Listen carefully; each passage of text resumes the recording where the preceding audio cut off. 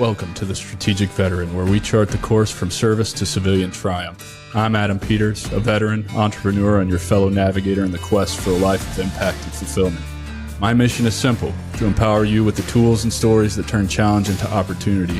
Having walked the path from active duty to where I stand now, I understand the search for purpose that comes with hanging up the uniform. It's a path I've walked, with its trials, its tribulations, and its victories, and it's a journey we're on together. This podcast is more than just conversation. It's a beacon for those seeking to redefine our missions through entrepreneurship. It's about igniting the entrepreneurial spirit that lives within us, the spirit that compels us to create, lead, and make our mark on the world. Here we connect with veterans who have built businesses, sparked change, and found their purpose in the marketplace of ideas. They're not just surviving, they're thriving. They've transformed their service into startups, their experiences into enterprises, and they're proof that you can too. So whether you're scribbling business plans on napkins or stepping into the arena of innovation, remember, you're not alone. You're in good company. So let's explore these stories of transformation and take the first steps together on our path to purpose. Let's begin.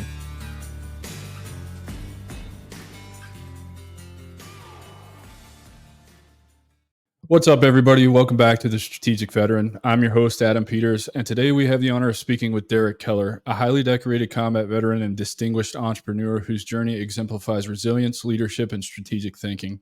Derek served 4 impactful years in the Marine Corps, reaching the rank of E4 while stationed at Camp Lejeune with the 3/8 Weapons Company, CAAT Platoon, and the 2nd Tanks Scouts.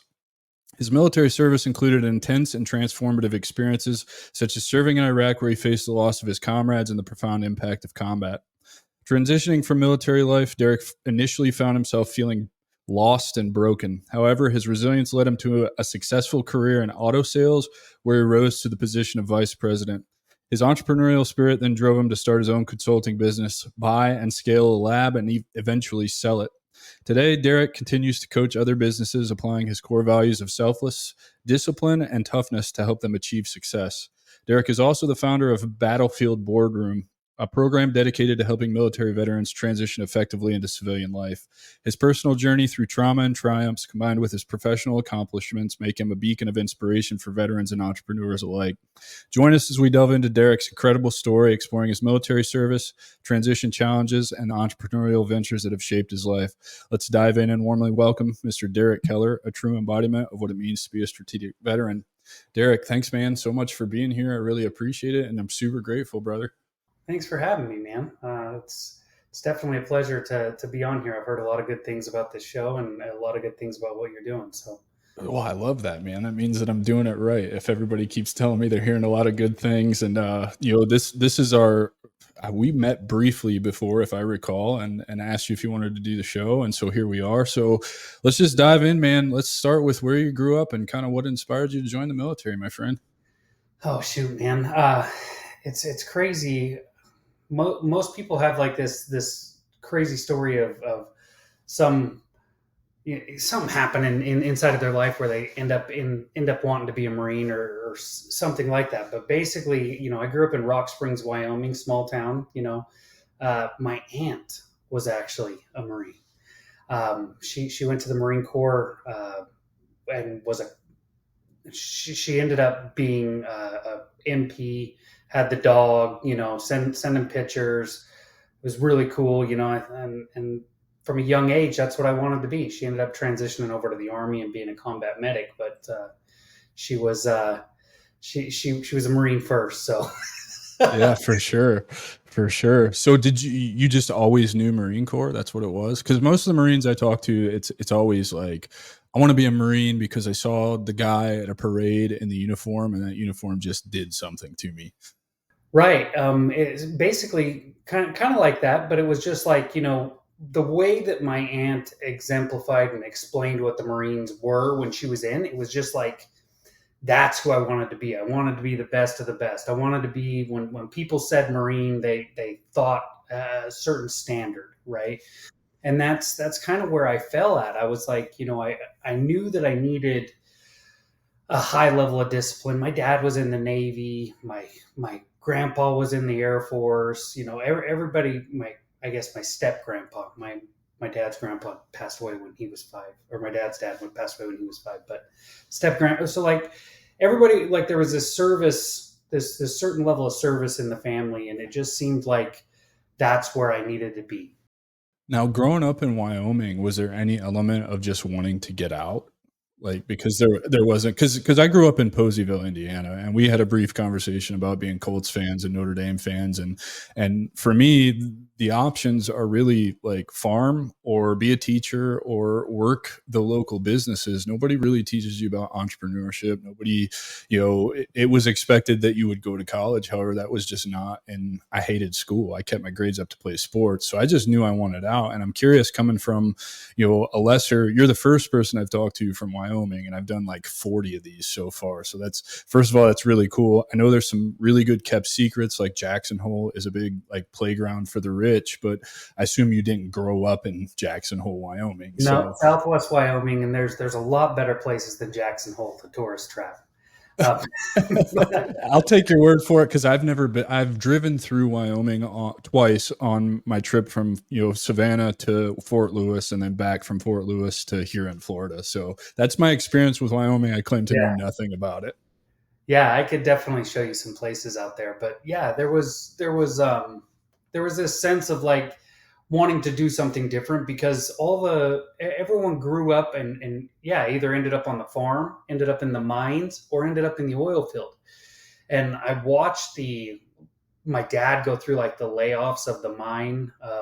My brother and my dad are both in the mines. My grandpa was in like everybody went to the mines, and then the oil field. You all know how the oil field goes. And farming, again, you see the ups and downs and the cycles and everything that farmers go through.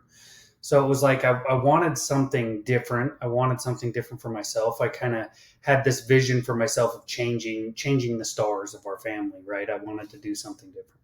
I love that, man. So what ended up being your job in the Marine Corps? Did you get to pick it, and were you satisfied with it?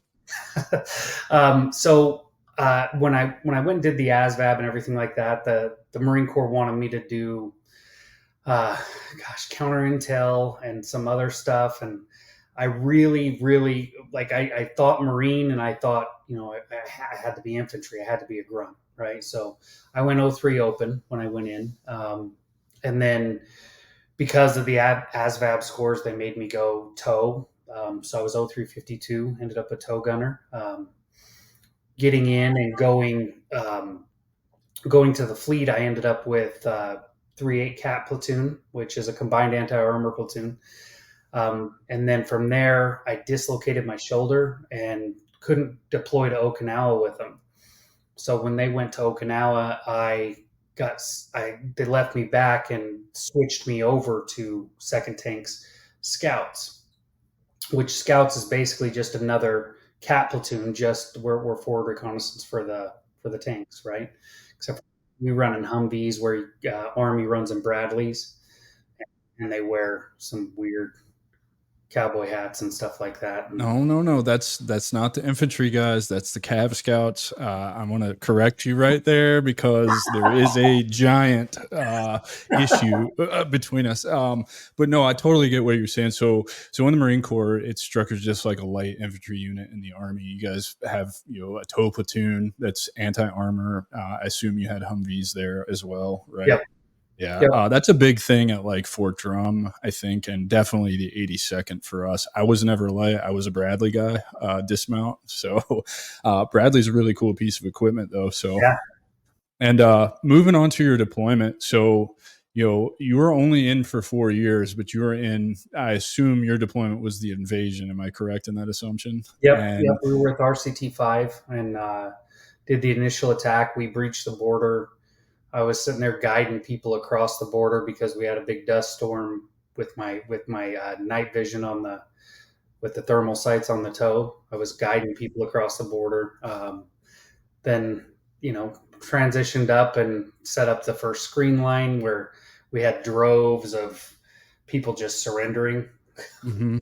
Um, Yeah, I heard all those stories, because I got to my unit like, I don't know. I think if you figure leave like really 2 weeks after those guys got home from the invasion, and so I want to pick your brain, because you're the first person I've actually gotten a chance to talk to that was a part of the Marines while they were on the invasion. So Third ID, the way I understood it, and the way I was told, they were the ones that basically got to the airport. So what was the Marines role like? Like, were you next to those guys? Like, I want to kind of understand it because it's like I feel like a piece of history that I lost, even though I served during that time.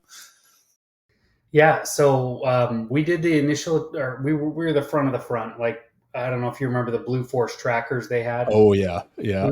We were in front of everybody. So like our platoon led the entire invasion all the way up to Tikrit, and then came back. And so we went through the air defense base when the army went over to the airport.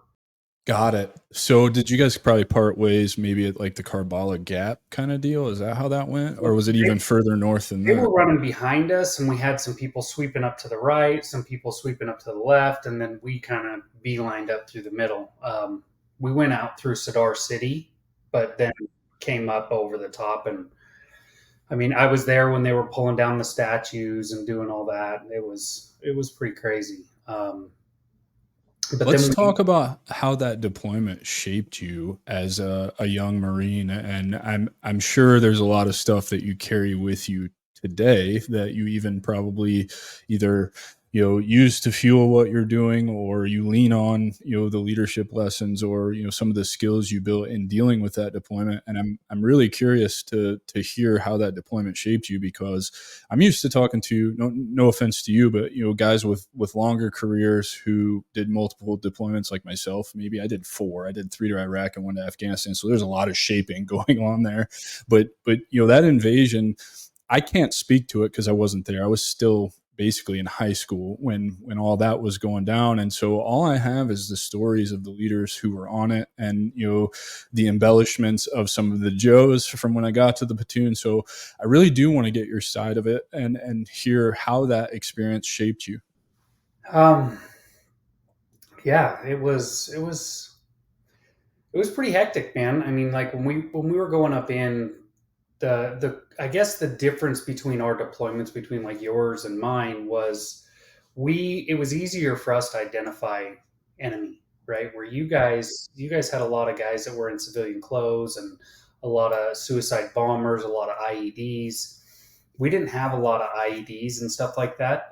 When we went up through the I remember a platoon of army guys coming up in their Bradleys and pulling off to the side of us, and they had jumped out and walked into this field and caught some of the I can't remember what the damn bombs called that we would drop that would have all the little mini bombs in them. Yeah, I know what you're talking about. I forget what it's called too.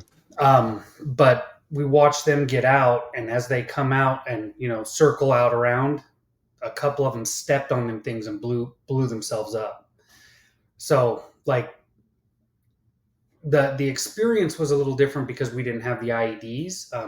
Towards the tail end, when we were in retrograde, the IEDs started to come, and suicide bombers started to come. But for the most part, we could identify who our enemy was going up through. Yeah, because it was a traditional force on force. You were fighting, the Iraqi army at the time, Saddam's army. I forget what they called them, but uniforms, definitely equipment. I remember hearing our tankers talk about just destroying their tanks and all of that. And I can remember, those Bradley guys very, very likely were probably the third ID guys from the battalion that I would end up going to. And those guys would tell me stories about just bodies littering the desert, just they were no match for us. Is that your Right. experience as well? Yeah. Until we got into Baghdad, then things started getting a little bit more serious. But going up, we'd catch RPG fire. We'd get in a couple little firefights all the way up. I mean, we went from bottom to top in 21 days. So I mean, we were moving at a clip, right? And when we got up into Baghdad, they'd hired this militia that was all in black pajamas and coming out of everywhere. But we had, gosh dang, there was the Taliban was there. They weren't. The Ba'ath Party was there, but it wasn't like it was later, right? It was more. they were pretty easily identified. They weren't really sneaky. They were just jumping up. They'd ambush us every once in a while, but it wasn't. It was very easy to identify them once things broke out, right? It's crazy how different the fights between what you experienced and what I experienced were, because there was no identification. Like if you didn't catch them red-handed, like you have no idea. Well, right, and I mean, so like going to that, like our ROEs, our ROEs stayed the same, going all the way through and back. You guys, the Army's ROEs changed when we were in retrograde. You guys' ROEs changed to where you guys had to be directly fired upon to return fire, and so we would go down into um, the base, the border bases, and escort you guys up into Iraq when we were in retrograde. So we would escort you guys up in because you guys couldn't return fire. So we would basically return fire, then you guys would volley and jump in. But it was a shitty situation. I don't know why they did that. Well, we're not here to talk about the terrible decisions that our government likes to make, but you mentioned experience some losses, and also I think there's another element to that deployment. At least what I can recall from the guys that were telling me stories is, first of all, that deployment is different in that I assume you guys were told you're going to do this thing in Iraq, but there's no end date. You have no idea when you're coming home. That's completely different from when I, was deploying. I always knew when I was coming home and generally had orders to go on the next one before I even got home, which is whatever. But I want to paint a picture of how I think we, particularly as infantry guys or combat arms guys, build that resilience that is a foundation of what you do today, and I think ultimately a foundation of finding purpose again after service is being resilient, and how those losses and that aura of not knowing how long you're doing this shaped you into the resilient person that you are. Yeah. So going over there, yeah, there was no return date. That we had no idea when we were coming home. The I guess I'm a little different than a lot of other people, where I completely shut off communications. I told everyone, hey, like, you guys can write. I'm not going to read it. I'm not going to engage. I'm not going to send you letters back. Um, I had this I had this way of thinking where I didn't want any distractions, right? I wanted to lead my guys. I wanted to be in the fight. I didn't want anything getting in my way. Um, so and that's something that I've kind of carried with me, where like when I get into something, I shut everything else off, and I just kind of I kind of get in a mode and just start building and start going. And I I feel like part of that's from the training that we went through. Then the other part of it is, the good old saying, if the Marine Corps wanted you to have a wife, they'd have issued It you one, issued you one. Yeah. type thing. So um, I just felt like I dedicated and signed the contract, and I was going to give all of me to the Marine Corps. So when I was in that situation, it was very easy to shut off, and which also hurt me coming home, because I'm very easy coming home. I'm still very um, quick to just shut people off. Like, okay, it's not serving me, go away.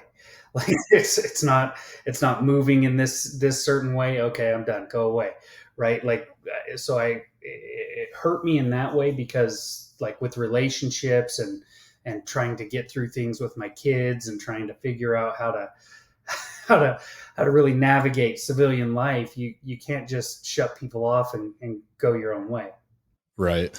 That's an interesting approach. I sometimes wish I would have taken that approach, cutting off comms with, the outside world or whatever, because, you know, it becomes this like they want you to call every so often to know that you're okay, but it's like you don't understand. I mean, the early days calling cards, and whatever they paid for a calling card, you would get about a quarter of the minutes, right? I'm sure you remember that. And then when they finally set up MWRs, it's hours to wait in line to go call people, because there's people who cannot go without speaking to their family every single day, which I'm not here to judge. That's not for me. But for me, it just became redundant. I don't want to waste all this time. I could be, talking to the dudes, or planning the next mission or whatever, or just getting focused for the next patrol, instead of waiting in line for 2 hours to call home to talk about stuff that I can't even talk about. Oh, dude, when when we were in Kuwait, so like, just to give you an idea of like how it was when we got there, Camp Fox, which is like a whole was like a whole base when we came back. But when we got there, it was my platoon with 2-man tents, and we dug a fighting hole around it, right? Dug trenched in around it, and that was it. you know, so we had no phones, no bathrooms, no anything, right? When we came back, there was all the big Haji tents, all the phone booths, the uh, air conditioning, showers. There was none of that when we left, So it was pretty cool to come back and see what all they built. But it definitely was a lot different as far as we got. I remember we got one sat phone call um, when we were in Baghdad, after we had already came back and were in retrograde from Tikrit. Uh, but then so we got one sat phone call, and then we didn't get another call until we got back to Kuwait, and then we were getting ready to, like, we packed up our Connex boxes and ready to go. That's sounds about, yeah, how I remember people telling me the stories. Oh, you're going home. Congratulations, pack your shit, right? Mhm. Like that's awesome, man. So you get done with that deployment, and I assume that's late '02 or yeah, late '02. So you get out in '03. What was the decision to get out?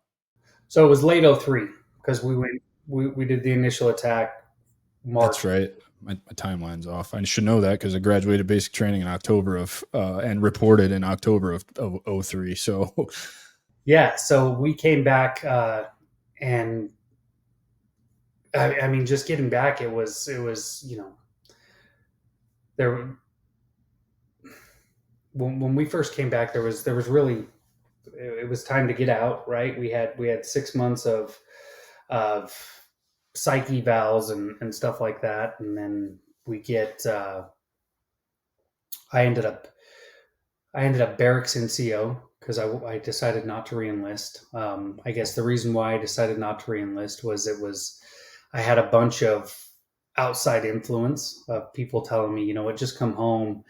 My reenlistment package was like $5,000 sign on bonus, and everybody back home was like, making over 100K a year and working half the year in the mines. So like you only work half the year and make over $100,000, and you don't get shot at. I was like, well, it's pretty enticing. it's like, all right, well, I'll come try that.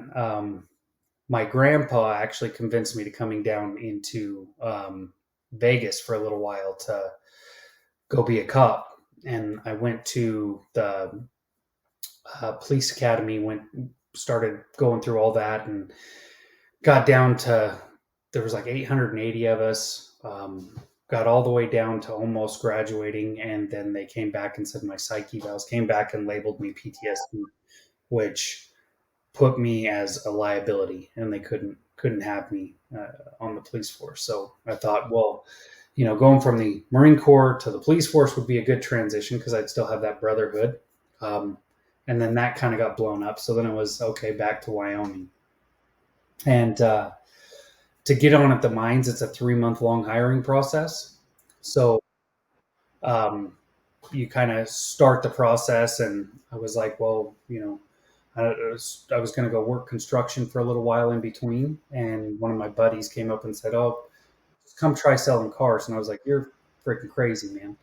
There's no way I can go sell cars. I don't want to talk to people. Like, I just want to go buy a cabin in the woods and never see another soul." We went back and forth for a while. He finally convinced me to come sell cars, and I was And like, that worked out well for you, huh? Well, I mean, at first it was awful. Like I hated every second of it. It was I mean, imagine, I mean, going from the, high honor, the, integrity, honor, like of the Marine Corps, where everybody has your back and everybody's willing to die for you, to like the most cutthroat place that you could possibly be, where everybody's lying, everybody's, it's just this place of people that are full of shit and treat you like shit. So it was a complete uh, 180 from what I was used to. And I love that you just touched on that because you've touched on a couple of things that I think lead to what I call the transition hole or falling just into that dark place. And it's A, the loss of brotherhood, B, the loss of purpose. There's several other things that go into it. You've touched on those two things. And I think it's important for people to understand you're not the first person that's gone into a sales role after you get out of the military. I did the same thing. I just did it in what I would consider a dirtier business in the insurance industry. I was knocking doors selling final expense to seniors. So it was as scummy as you can possibly imagine. And I hated every minute of it. It just didn't align with who I am as a person. And so, I relate to you a ton in that because, even me as a consumer, I hate the car buying process. It's just a fucking headache, man. It's like, we don't need to play these games. Like, here's my number. Either you can or you can't make it happen. You don't need to keep me here for half of a day running back and forth, bullshitting with I know what you guys are doing in there because I did the same thing in insurance, right? And so I'm glad you touch on that stuff. Yeah, my I was 2 months into the car business, and I hated every second of it. I had this old lady who came in that I had sold a brand new Pontiac Grand Am to, that her husband died in a car accident like right after they bought it, and she couldn't push the button on the to shift, so she needed a column shifter. And I went up to my manager and I was like, "Hey, man, like, she just bought this. I need to swap her out into something that she can actually use." And she can't do that. I was like, "What do you mean you can't do that?" And it was he says she's buried. And I was like, "Well, buried? What does buried mean? What does that mean?" He goes, "Well, you sold it to them for full MSRP. They own it. Like they've got a firm grip." And I was like, "Well, what does that mean? Like, how do I get this lady out? Like, her husband died. She can't drive it. She's crying out here. What do I do?" And they're like, "We can't do anything. You just got to tell her to go away." And I was crushed. Like, I felt like just like the biggest scumbag on the earth. And got home that night, and my wife was at her dad's house. And I walk in, and I'm sitting there talking to my father-in-law about, like, I can't stand this place. This is not me. I can't do this. And I'm just going to quit and just finish trying to get on at the mines. And he's like, "Well, you could do that. Or," and I was like, "Or," he goes, "or you could get in a place to change it." He says, "Get yourself in a position to change the way that they work." And that intrigued me, right? It gave me another sense of purpose, another way to drive, another way to go, help somebody. And so shortly after that, I was a year in the car business, and I became a GM. I was the youngest GM that they'd ever had, with by far the least experience, I think. It was I had my own store, and I wanted to change everything, so that's what I did. I fired all the salesmen, and I created a position called a customer experience manager, where they would go out and they just needed to serve the customer, answer their questions, and take them on test drives, and just make their experience enjoyable. I went to a one price where, not so much, not one price where, like, "Hey, we won't negotiate." It's one price as, "Hey, you know what? I've already done the negotiating for you. I've went out 500 miles and shopped the vehicle, like equipment, like vehicle, and I priced it in the top five. I'm not always going to be the cheapest, but here, if you want to go shop me, here's the five other ones that are out there at these other dealerships. Here's their phone numbers. Call them." And I might have $100 or $200 to swing, but I don't have thousands. This is where it's at. And believe it or not, customers responded. We went from like a 20% closing ratio, 15 to 20%, to an 80% closing ratio. We were selling, we were selling from 60 to 80 cars a month. We went to selling 250 cars a month. And this is a small town. We had 35,000 people, and we were drawing in. We were the only Ford dealership in the nation to own 80% of its market. The biggest before that was 30 to 40%. So I mean, we were doing the right things, right? We were making money. Like, I would tell people, like, hey, we're running a business here. I have to make money. I don't have to make it all on you, but I do have to make money.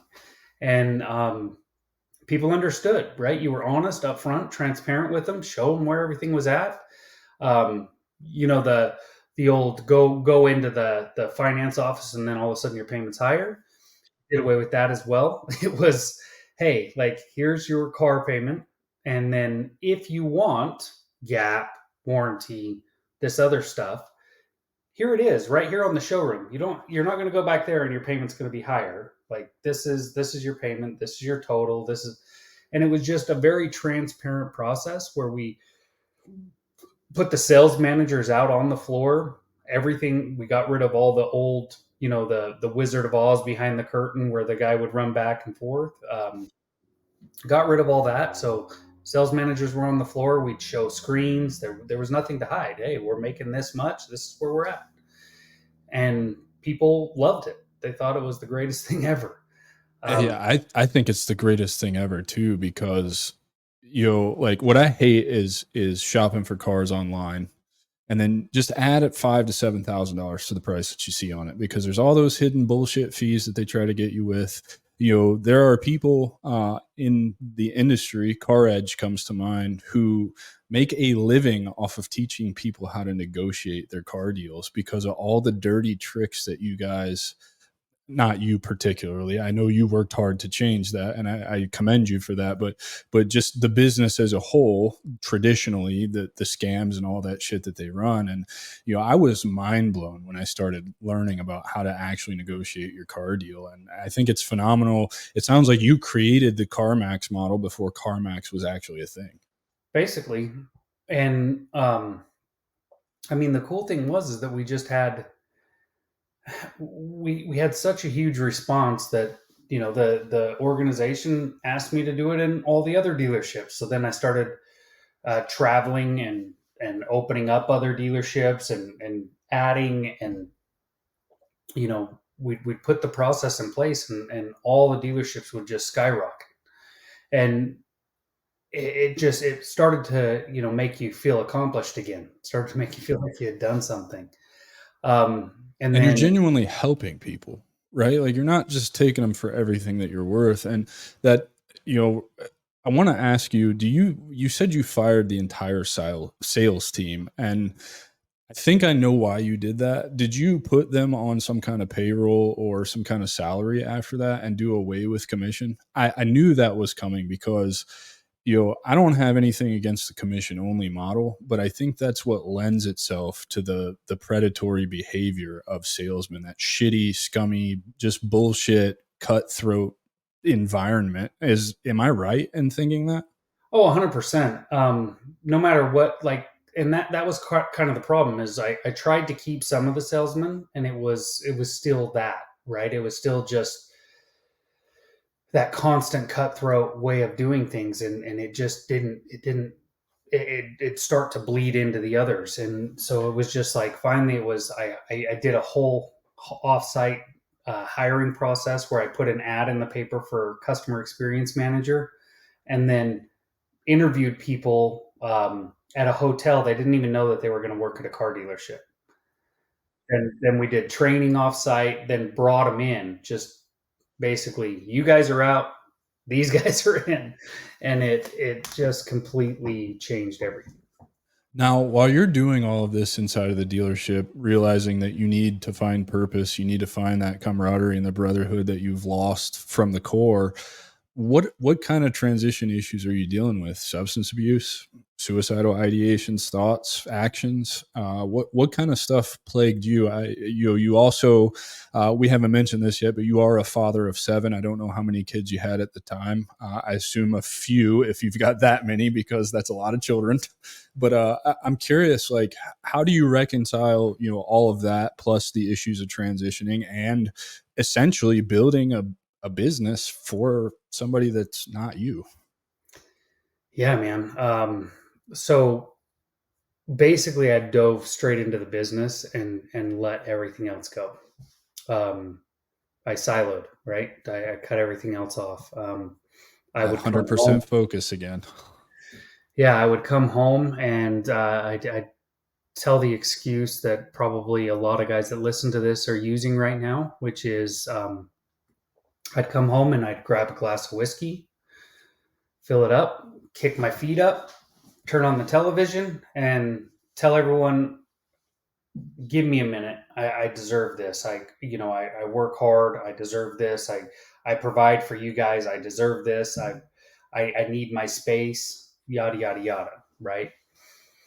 And I kept doing that to the point where I didn't have any connections, right? So, like you were talking about the brotherhood, I didn't have any brotherhood. I didn't have any outlet. I didn't have any way to let go of anything besides I would sit and drink alcohol and watch television, right? That was my big sedations. Um, and that also transitioned into cheating on my wife, transitioned into, you know, anger issues. Like I was just angry all the time. I didn't know any other emotion besides anger. Like I was so messed up in that scenario. The funny thing is, it's not. I guess it's not funny at all. I had come home one night and I was kicking my feet up and drinking my glass of whiskey while my family was eating dinner behind me at the kitchen table. And my son, who was 3 at the time, told my wife that he didn't like dinner. And I don't know what snapped inside of me, but I came flying out of the chair. I ripped my son out of the seat by the back of his collar, threw him on the ground, and I'm shoveling food in his mouth. And it was like this out of body experience of like, I'm watching myself do it. I could see my wife up against the wall. Her eyes are big, like freaking out. My other kids are all up against the wall, spread out, like, what the hell? Like they just never experienced it. Um, and at that point, that day when everything was done, that's when I decided that I was completely broken, that there was no fixing me, and that I needed to go ahead and commit suicide. Um, my my initial reaction was it was so close to Christmas that I didn't want to do it during Christmas. So I was going to wait uh, until Christmas was over. I felt like I'd been through the VA. I'd been going to their counseling sessions, which just made shit worse. So I stopped going. They kept putting me on these blood pressure medications they were supposedly PTSD medications, that I would see spots and like get tunnel vision because my blood pressure would get so low on these blood pressure medications. So I stopped taking them. So I felt completely broken and lost, and felt like there was nothing else that was gonna, you know, nothing that was gonna fix me. Um, and I went through, got done with Christmas, and was on the verge. Like, and one of my buddies came up to me and showed me a video of a guy on a bridge in Vegas talking about driving race cars, doing cocaine, buying hookers, and doing all. And I was like, why the hell would you show me all this? Like, I don't even have time for that. I don't, I don't have time for that shit. Like, Yeah, I'm how, checking out over here, and you're showing me party life. We're yeah, well past that. yeah. How does that even transition? And but some just the way the guy spoke and the way that he was talking about things made me dive deeper, right? So I started diving deeper into some different videos and trying to find this guy and seeing what he was all about and where things transitioned for him. And I ended up finding this video of him in a gym throwing things around, just screaming and raging and throwing things around. And then he comes to the camera and says, everybody in your life told you it's not okay to be angry. I'm here to tell you it is. And I was like, well, wait a minute. What's it? So that then it started to intrigue me. It was like, okay, well, anger I can relate with. Anger I get down with. Like that is 100% me. I know anger. Me and anger are very, very friendly. And I ended up going to the program. It was Wake Up Warrior was the program. Um, had no affiliation to the military whatsoever. They weren't even out there for military. They were for high level business executives and business owners that were family men, married family men. And it was the whole program's about becoming four dimensional instead of one dimensional douchebag, right? So one dimensional douchebag is basically what I was. I was tied up in work, and that's all I wanted, right? Um, so you go through a process where they teach you the core four, and it's body, being, balance, and business, which is basically you need to exercise, get out and exercise, do things, get things up and out. Um, Being, which is spirituality, right? So you need to meditate and pray, and journal. And then balance, which is your family, your wife, your kids, and then business, which is your discover and declare, learn something new every day and teach it to somebody. And then they taught me a tool called the stack, where in the stack you would go in and you would release the rage, right? So you would go in and just like really go all out and get all the toxic shit up and out. And then you would do a thing. I don't know if you ever heard of Byron Katie, but she has this thing called the turnaround. They basically had that incorporated in there where you would look at the or the original story, the me version, the opposite version of the story, and then your desired version. And then you would pick a story, right? Pick a story and go through with it. Like, hey, let's make this true. And then create action outside of it. So you were turning this rage and anger into production, into something good. And running through that program completely changed everything for me. So I ended up becoming a certified trainer with them. So I was working all day in the car business, and then I'd jump on the Zoom calls at night and coach other guys and teach them how to do things. But in that process, I went from working 17, 18 hours a day to working 17, 18 hours a day, 7 days a week, to working 9 to 5, 5 days a week. And I was still accomplishing everything, right? And then I got more engaged with my family. We were making more money than ever. We had everything was on fire. And I came to this point where it was either time to buy into the dealership or go on my own path. And at that point is where I launched Battlefield Boardroom and decided that I wanted to bring the stuff that I had learned at Warrior, where I became a trainer, to the veterans, right? So to bring it specifically to veterans and give veterans the same tools that I had to transition.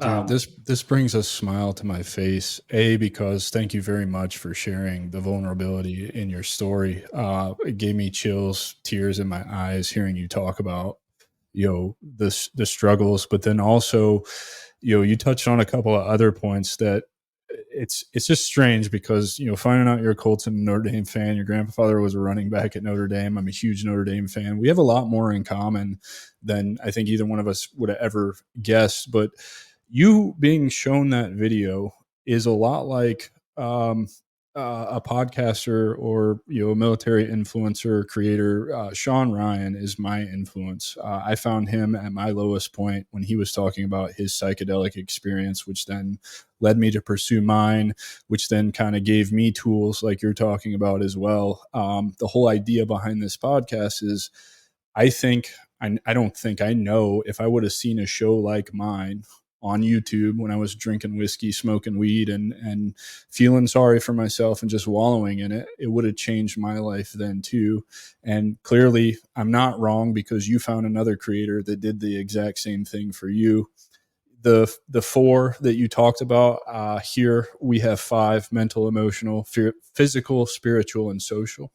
Uh, it's a MEPS. I can't take credit for coming up with that. Matthew Banco is another creator here on LinkedIn and out there doing his own podcast. He suggested that to me. We have a MEPS to get in, but we don't have a MEPS to get out. And those five areas really, really did change my life. And it started with getting the mental and the emotional in check, and then returning to the physical, having some kind of spiritual, and then being that social creature. Hell, I'm a professional networker at this point. Like, it's the coolest thing in the world.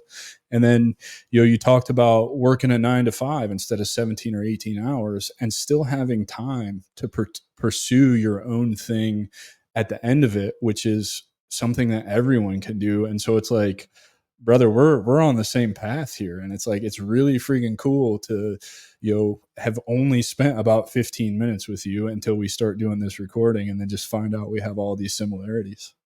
Yeah, yeah, it's incredible, man, and it just goes to show that we can be on opposite coasts and in off and different branches of the military, and still have the same story, essentially, that hey, you know what, there's a point where you're going to break, and you've got a choice to either pursue something or take the other route, man, and it's so awesome to hear that there's so many different organizations that are coming up out there that are there to help guys transition, to help guys grow, to help guys um, get get to the other side, right? And Wake Up Warrior, actually, they give me their software for free for veterans. So any veteran that wants to go through my program, rather than paying $1,200 a year for the software, they get it free. So it's pretty incredible, the things that they do for me, and that I'm able to continue to push out to other veterans. So Well, I'm definitely going to take you up on that because that's it's valuable tools that I can give to other transitioning veterans, because the tool set that I have with the mindfulness and the meditation and the yoga, I know it's not for everybody. I do know that it works and that it's incredible when it does work. But if I can add more tools to my repertoire, why not? Right? Like, just the whole point of this is to help as many of us as we possibly can, because I can't do it anymore. The notifications every month to 2, 3, 4, 5 dead battle buddies, and it's senseless. well, the tough thing is, man, is, I mean, some of the best leaders in the world are sitting on the sidelines right now thinking that they're broken. And I can't stand the thought that these guys are sitting out there when they should be running these Fortune 500 companies. They should be leading other men. They should be, you know, they should just be out there taking the skills and everything that they were able to acquire, and find purpose with it, and go forward, right? So we also have a program called the Soul Purpose Roadmap, where we run people through finding their soul purpose, and digging in, and getting to the other side, and helping them grow. And then I have another business called Exit Momentum, where we help businesses build the strategic vision, the execution, the leadership team, to give them the ability to expand and get outside of their business. Because so many people go into business thinking that they're going to get this life, and they end up buying a job, right? And they're working more than they ever did working for somebody else, and making less money. Yeah, no, it's cool that you have that other thing that helps people find their purpose, because that's so important. It's particularly for those of us who joined at a younger age or whatever. The military is really good at brainwashing you into that one purpose, and then it becomes your identity, and then you lose that when you get out. And it's just funny because I had Brandon Jenkins on the post. We've already on the podcast. We've released his episode, but his tier one coaching is the same thing. He calls it the blueprint, finding your blueprint, and that's what he walks guys through. And that's what ayahuasca did for me. It showed me what my purpose was. I will not claim to. I took the shortcut. I used the cheat code. However, there was a ton of work involved, before and after, and continues to this day. So, you said you got to the point where it was either buy into the dealership or do your own thing. So how did you decide to do your own thing? And like, where does the entrepreneurial spirit come from? Did it come from, building those dealerships and seeing what you were capable of? You're like, I don't want to do this because I can't get close enough to the revenue, or did you just want to try something different? So I had this story of nobody would take a car salesman, right? They're like the bastards of the salesman industry, right? So I my initial decision was to buy into the dealerships, and I was literally just a couple days away from closing on a GM store, and the owner comes in and says, "Hey, man, like, are you sure you want to spend the rest of your life in Rock Springs, Wyoming?" And it's mid-February at this point, so it's wind chill 60 below. I had just dug my driveway out, drifts higher than me. And I'm sitting in the showroom and I'm like, no, I don't. And he goes, well, I'll back you wherever you want to go. Where do you want to go? So I made the overcorrection of coming to Phoenix. And, I was like, I never want to see winter again. I'm going to Phoenix. So I came down here to Phoenix and started looking and trying to find a dealership to buy. And the owner called me up and said, "Hey, man, like, I'm in a bind. My brother just went out of trust in his dealerships. I need to bail him out. I need to help him out. So we're gonna have to put this on hold. Come back to Wyoming, and we'll just regroup and try again." And I said, "Well, I already bought a house down here. I'm feeling pretty good in the sun. I'm not really interested in coming back to the winter, so I'm gonna launch from here." So I initially started with leadership and sales, right? Like that's where I felt really good consulting. I felt like I had enough experience in both of them, between the Marine Corps, leading the car dealerships. I felt like I had some good leadership skills. Um, and then sales, I'd been doing sales the whole time. So You climbed the ladder in the sales industry right. there. So I felt like I had a good background with sales, and I thought, I'm gonna do this. So I'm gonna go consult other dealerships on how to do what I did. Right. That was a big crash and burn. Yeah, they didn't like you coming in there messing with their business, did they? No, they didn't. They weren't willing to commit to it, and they all thought that they were too smart and didn't think that it was that they needed help, right? Um, and thank God that I had a couple of buddies that decided to give me a shot inside of their organizations. I had a big SaaS company that was the first company to ever migrate companies to the cloud. They were a $500 million company, and they brought me in for leadership coaching, and that went really well. And then I picked up another SaaS company and another SaaS company, and I was like, "Wait a minute, like this doesn't make any sense. I'm a car guy. Like, nobody's supposed to hire me, right?" And it just kept going, man. And I kept getting more referrals, and it just continued on. I ended up with this client that owned a cardiomyopathy lab, and I wanted them to diversify their lab and open and do an infectious disease, because they were all Medicare. And I figured we need to diversify a little bit, because if you're just here, then things can happen, right? Medicare switches on a dime. So uh, we built out the infectious disease lab, and sure as shit, the second that we had it built out, the we got a letter from Medicare saying that they were cutting cardiomyopathy. Um, and these guys were like, "Well, we've made a ton of money. We're just going to close it." I was like, "Well, what do you mean you're just going to close it? We built this whole thing over here so we didn't have to close. Like this was." They're like, "No, no, we made enough money. We don't want to play anymore." So I was like, "Well, what will you sell it to me for?" So I ended up buying an infectious disease lab that I had no experience in, um, that had never run a sample, didn't, and I didn't want to buy their, uh, I think it's a PTAN is the Medicare number. I didn't want to buy their number because I didn't want to be caught up with any clawbacks or any bullshit that they had. So I just bought their equipment. So I had no name, no brand recognition, no anything. And we took the lab, started running samples, and ended up going from 0 to 10 million and sold it. Yeah, it was, but in that process, it was also, an opportunity for me to let go of my ego because I was the dumbest guy in the room. You're in a room full of scientists. You are by far the dumbest guy in the room.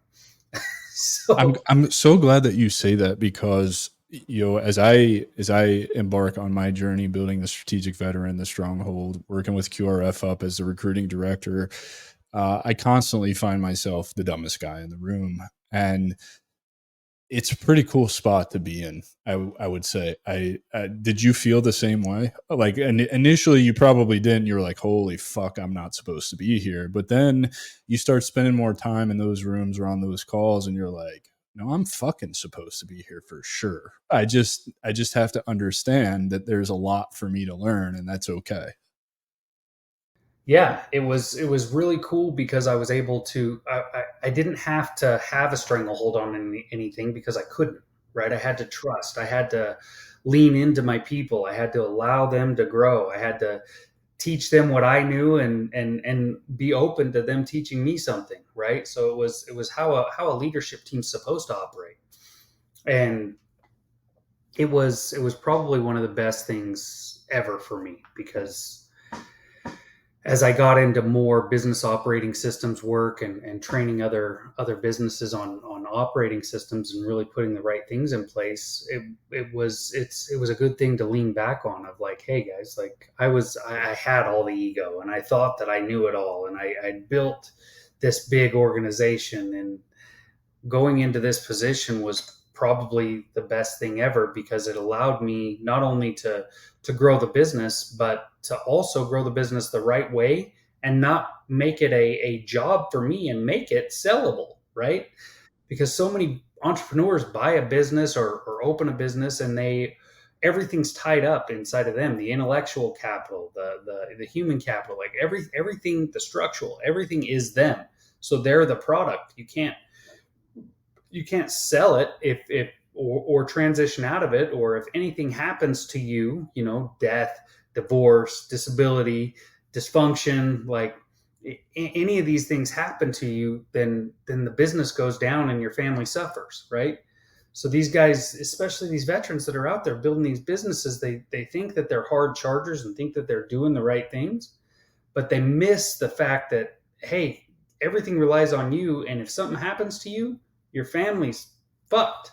Like they don't have anything.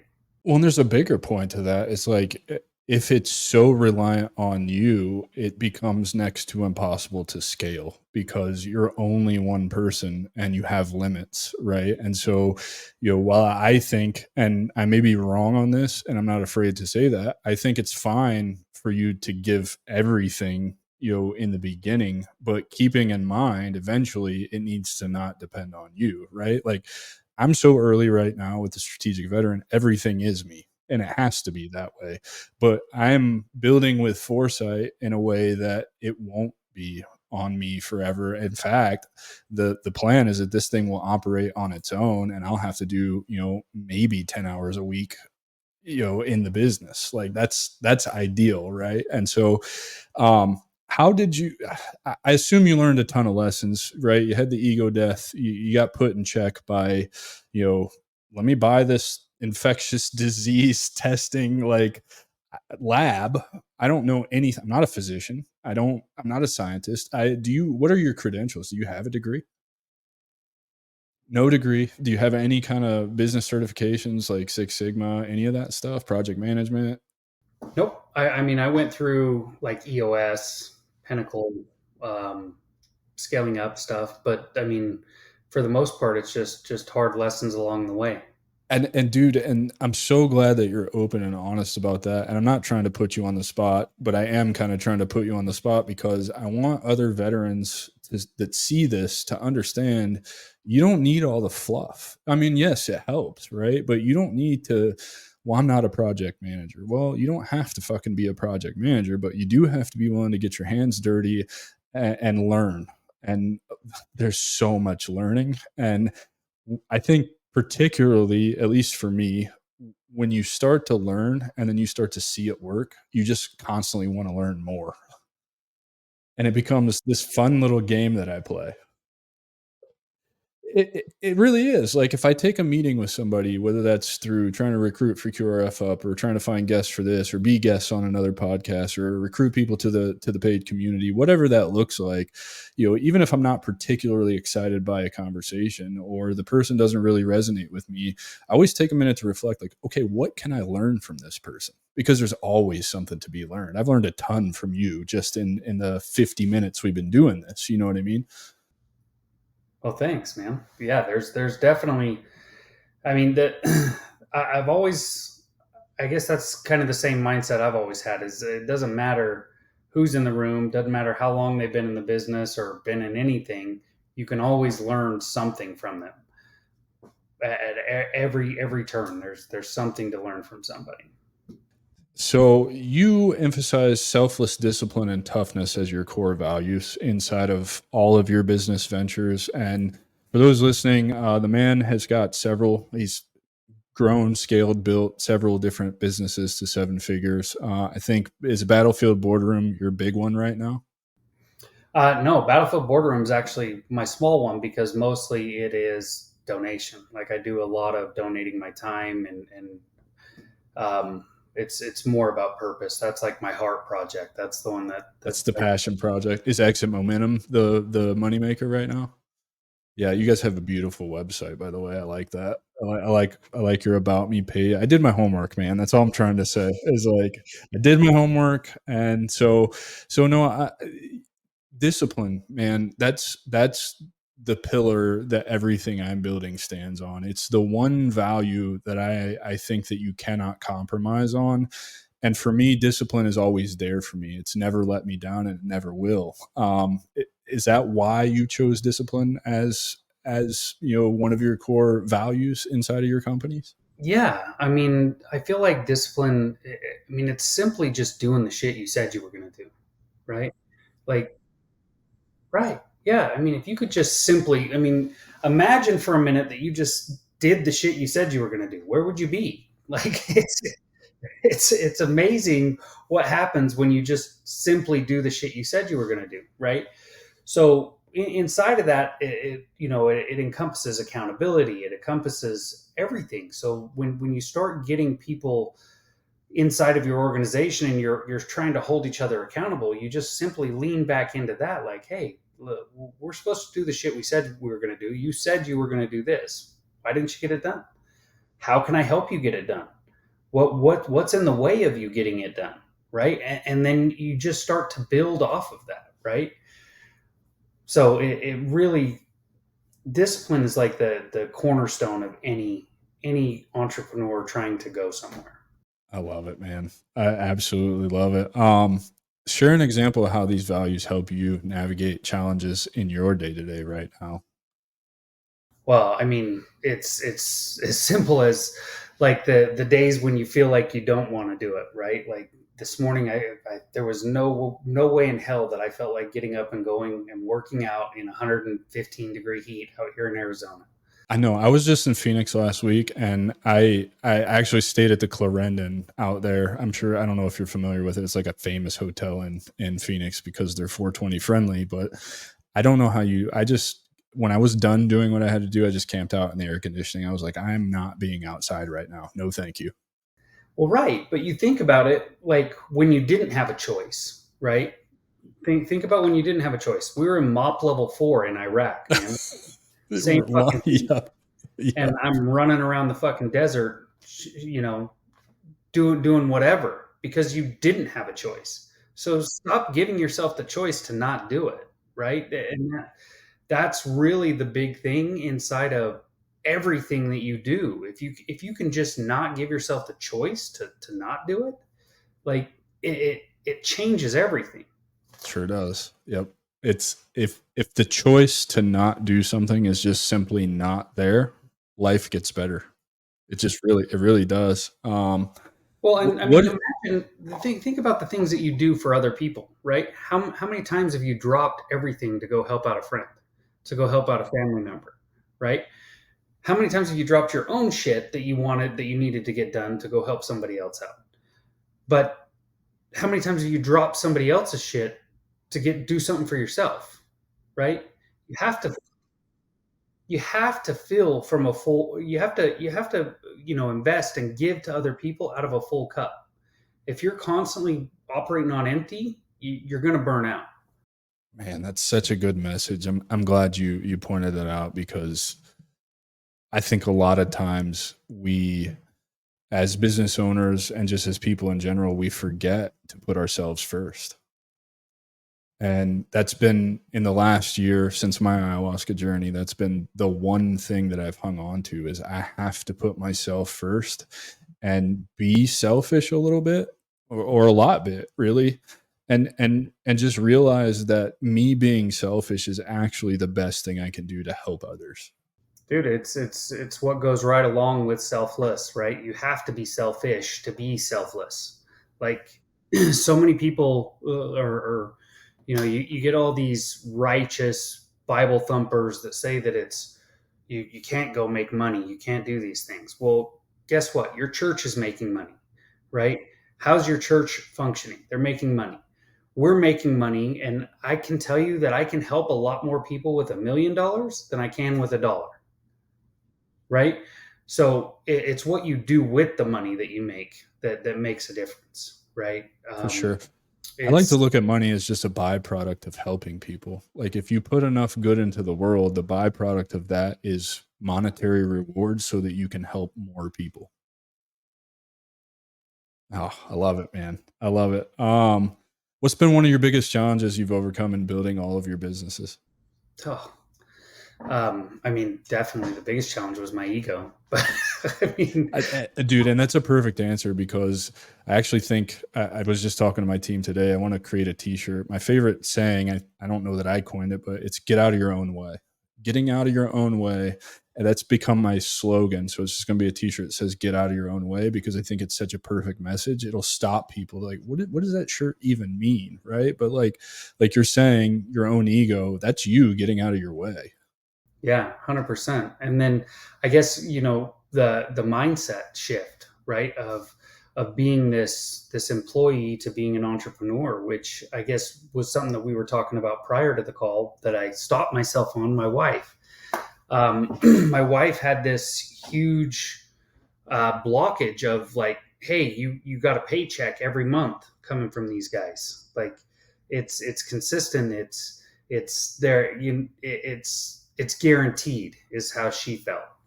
Um, and getting her to shift her mindset along with me of I'm more in control now of my income than I ever was then. They could have fired me at any moment, any time. They could have closed the business. I had zero control over the business. I had zero anything, right? As much as I felt like I was in control, I had zero control. I didn't own it. They could have shut me down at any moment in time. But getting her to shift that mindset and see it from another angle that, hey, I have opportunity here to create whatever I want, however I want, whenever I want, right? and she really liked the time off aspect, almost to the point where that was another tough thing. Well, you're the boss. You can just take time off. You can just go do this. You can just go do that. And there's nobody you have to answer to. Well, my our bank account I have to answer to, right? We still got bills.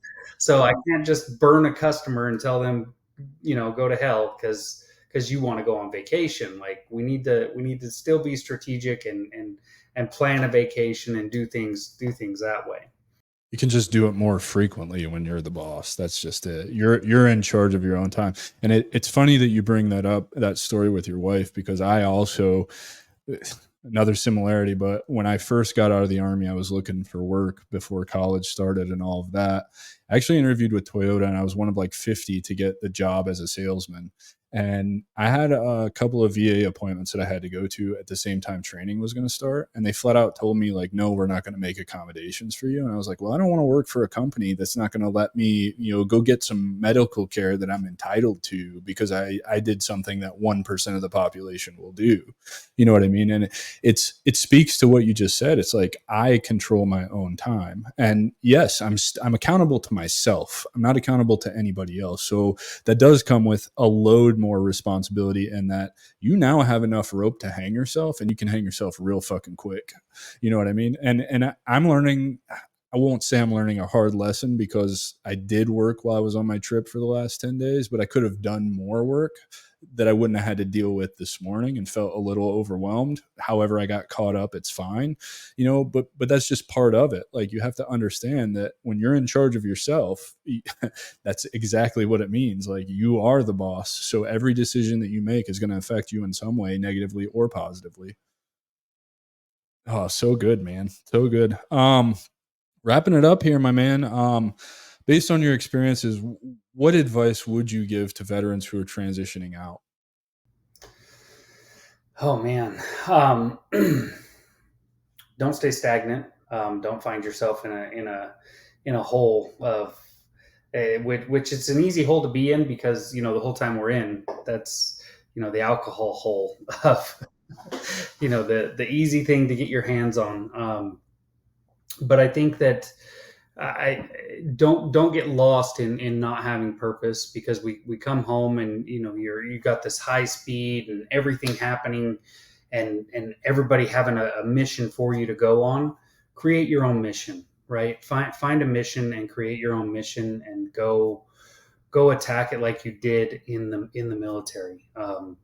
That's probably the best advice that I could give is, don't go down the drinking hole.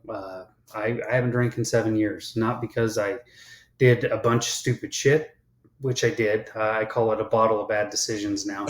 but Yeah, yeah. but it was like this. I found this 90 days of sobriety really cleared some things up to me. I felt better. I looked better. I wasn't as tired. I didn't find myself apologizing. Right? It was not telling you that sober's the answer, but I'm telling you that don't let it get out of control. Right? Own it from the beginning, because it's real. It's a real slippery slope that I see a lot of people go down. And I mean, shoot, I get phone calls multiple times a week from friends that are down that hole and can't seem to find their way out of the victim mentality. Right? Yep. Yep. That's why I Don't be a hate victim. Facebook groups. Right. And that's the other thing is don't be a victim. Right? Own what you can control, because so many, like, we've got this year, we've got all this crazy shit happening. We got the assassination attempts. We've got president that just stepped out of the race. We got all this crazy stuff happening, and everybody will get so caught up in the news and all the bullshit that they can't control, instead of focusing on the things that they can. Right? So own the shit that you can control, and let the other shit go. There's nothing you can do about it. Just let it happen, because all you can do is what you can control. Yeah, and if you really want to control it, then start making that effort now to put yourself in a position like Mr. Keller here did, so that you can control it and make change. Because, yeah, I used to be guilty of the same thing, watching the politics shit on social media, get fucking super angry, like where has common sense gone? And then before you know it, you're just a fucking wreck. It just an angry ball of rage that just is not productive. I love that, man, because it's so true. Now, advice for aspiring entrepreneurs based on your story and the humble beginnings that you have and just working your ass off. You didn't need certifications, you just did it. What advice would you have for those who are interested in entrepreneurship and didn't know it was an option? So that's probably the easiest one, right? Some of the biggest people, some of the biggest businesses that I run into, the owners are probably some of the dumbest people I've ever met in my life. Which you would look at and go, well, that's kind of rude. But the here's the explanation: is these people, they don't get caught up in all the fray, the bullshit, the could be's, the things that could happen. They don't overanalyze, right? And on the other hand, I've also seen some of the smartest people that I've ever met in my life making 30, 40 grand a year working for somebody else. And the reason for that is because action is what creates things, right? Take action, move, actually make an impact. Because when you get caught in that analysis paralysis, it's over. You're not going to go anywhere. Um, and that's what I've experienced with a lot of these guys, right? So these entrepreneurs, when I say they're the dumbest people I know, they're not the dumbest people. They take action. They're action takers. They don't get caught up in the bullshit, right? They just move, move, move, move, move. What's the next thing? Let's go. What's the next thing? Let's go. And they're creating these things at such a huge level that you just can't. There's nothing really that you can say about it, right? They're just creating. Well, and I'll have to use myself as an example for this, following that, because you're absolutely right. Taking action. I started taking significant daily action on November 5th, 2023. It's now July 22nd at almost 1,700. I started on LinkedIn. I grew my following from 92 in November to over 3,200 by the end of this week. I'm in the top 2% of all hosts in the world on Podmatch. I'm now a director of recruiting on a nonprofit because I took action. I have partnerships on a podcast that is making no money right now.